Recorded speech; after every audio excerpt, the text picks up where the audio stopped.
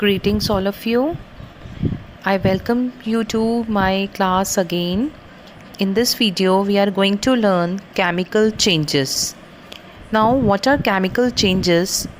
As we have studied earlier also, the changes in which two or more substances combine chemically to form new substances with different properties are called chemical changes. Chemical changes वो changes होते हैं जिन changes के अंदर एक या दो substances chemically combine होते हैं, मींस कंबाइन होते हैं और एक न्यू मटेरियल फॉर्म होता है जिसकी बिल्कुल प्रॉपर्टीज़ पुराने वाले मटेरियल से डिफरेंट होती हैं. They are known as chemical changes and chemical changes are also called chemical reactions. Chemical changes को केमिकल रिएक्शंस भी कहते हैं.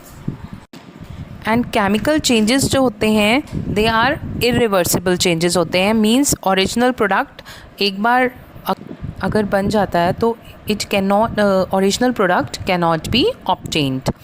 फॉर एग्जांपल, अगर हम रॉ वेजिटेबल्स को कुक कर देते हैं तो हमें वापस से कुक्ड वेजिटेबल से रॉ वेजिटेबल्स नहीं मिल सकती. एक बार रॉ फ्रूट्स अगर राइपेंड हो जाते हैं तो वापस से आप उनको ऑब्टेन नहीं कर सकते रॉ फ्रूट्स को. एक बार अगर वुड को बर्न कर दिया तो आप वापस से वुड नहीं ऑब्टेन कर सकते. तो these are all chemical changes. और ये केमिकल चेंजेस क्यों हैं? क्योंकि इनके बीच में केमिकल रिएक्शन होती है. And chemical changes they result in the formation of new substances. और जो केमिकल चेंजेस हैं वो न्यू सब्सटेंसेस बनाते हैं जिनमें प्रॉपर्टीज़ न्यू सब्सटेंस की बिल्कुल डिफरेंट होती है. मतलब रिएक्टेंट से प्रोडक्ट बनता है और जब एक बार रिएक्टेंट से प्रोडक्ट बन गया तो वापस से रिएक्टेंट्स को आप ऑब्टेन नहीं कर सकते. For example, hydrogen and oxygen ये कंबाइन होता है. ये दोनों गैसेस हैं, ये रिएक्ट करते हैं, दे फॉर्म वाटर H2O. मतलब हाइड्रोजन और ऑक्सीजन दोनों गैसेस थे और जो इनका प्रोडक्ट बना वाटर, दैट इज़ लिक्विड. अब कई ऐसी चीज़ें हैं कि जिनसे हमें पता चलता है कि chemical reaction is taking place. Change in colour सबसे फर्स्ट इंडिकेशन होता है चेंज इन कलर. और चेंज इन कलर ये इंडिकेट करता है कि प्रोडक्ट बन चुका है. फॉर एग्ज़ाम्पल, आपने एक आयरन नेल लिया, आपने उसको ब्लू कॉपर सल्फेट के सॉल्यूशन में डाला. कॉपर सल्फेट एक केमिकल सॉल्यूशन है, उसके अंदर आपने कॉपर का नेल डाला. ओके, तो क्या हुआ? जो आपका लिक्विड है कॉपर सल्फेट वो ग्रीन हो जाएगा. Okay, this shows colour change जो होगा ये बताता है कि कॉपर सल्फेट आयरन के साथ रिएक्ट किया और जो प्रोडक्ट बना that is iron sulphate and copper. और इधर देखिए कॉपर सल्फेट, इसका फॉर्मूला है केमिकल फार्मूला CuSO4. ये आयरन के साथ कंबाइन हुआ, आयरन का केमिकल सिंबल Fe है. ये दोनों मिले ये LHS में आएगा बिकॉज ये दोनों रिएक्टेंट है. और इनका जो प्रोडक्ट बना वो एरो के दूसरी तरफ है, RHS राइट हैंड साइड पे आया, जिसमें FeSO4 मतलब सल्फेट किसके साथ मिल गया? आयरन के साथ प्लस कॉपर, Cu अलग रह गया. और जो पहले ब्लू कलर का था कॉपर सल्फेट सॉल्यूशन, अब जो फेरस सल्फेट प्रोडक्ट बना है वो ग्रीन कलर का है. तो जैसी कलर चेंज हो जाएगा कॉपर नेल डालने में, तो इससे क्या इंडिकेट होता है कि reaction has taken place and this is a chemical reaction. Next चीज़ जो इंडिकेट करती है that is formation of gas.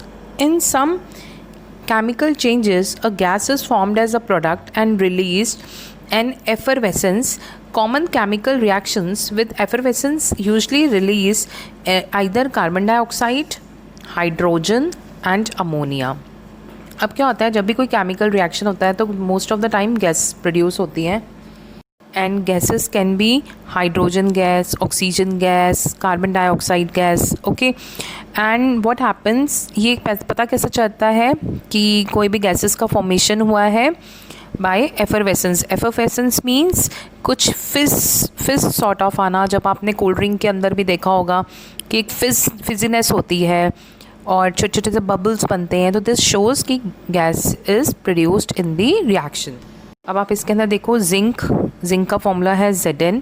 ये कंबाइन हो रहा है हाइड्रोक्लोरिक एसिड के साथ. हाइड्रोक्लोरिक एसिड का फॉर्मूला है HCl. और ये क्या प्रोडक्ट दे रहे हैं? ZnCl2 that is zinc chloride plus H2 gas produce हो रही है, that is hydrogen gas.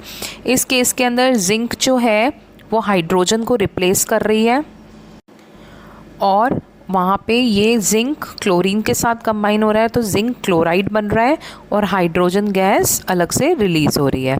Okay, तो this is a kind of reaction जिसमें गैस का प्रोडक्शन हो रहा है। नेक्स्ट जो इंडिकेशन है that is evolution of absorption of heat. A chemical change जो है वो हो सकता है एब्जॉर्ब करे हीट को या हीट को प्रोड्यूस करे। तो इससे क्या होता है, दस changing the temperature of the reaction mixture. For example जैसे कार्बन जब ऑक्सीजन के साथ कंबाइन किया तो कार्बन डाइऑक्साइड बनती है प्लस हीट प्रोड्यूस होती है, मतलब वो गर्म हो जाता है।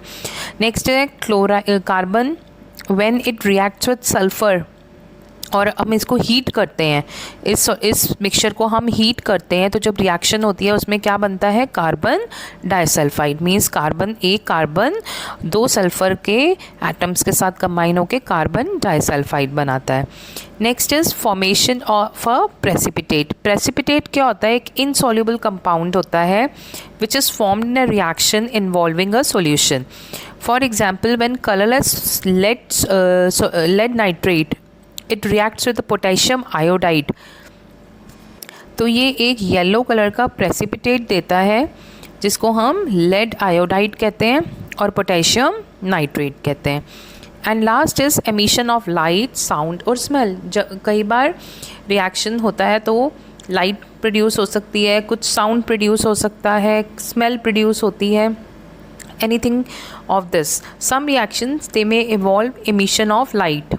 Burning is a chemical change. Burning आपको पता है केमिकल चेंज है, इसमें हीट और लाइट प्रोड्यूस होती है। इसका सबसे अच्छा कॉमन एग्जाम्पल है मैग्नीशियम रिबन का। जब भी कोई बर्निंग होती है तो ऑब्वियसली वो किसकी प्रेजेंस में होगी, ऑक्सीजन गैस की प्रेजेंस में होगी, मतलब ऑक्सीजन गैस प्रेजेंट होनी चाहिए। When magnesium ribbon it burns in oxygen तो एक डेजलिंग वाइट लाइट प्रोड्यूस होती है। When firecrackers are lit, ये एक्सप्लोड करते हैं प्रोड्यूसिंग अ लाउड साउंड, एक बहुत ज़्यादा लाउड साउंड और स्मोक के साथ। पता ही है जब आप लोग क्रैकर्स बर्न करते हो तो that is also a chemical reaction which is taking place. Here in the picture you can see the magnesium ribbon is burned. It produces a crackling sound and there is a production of light, bright light.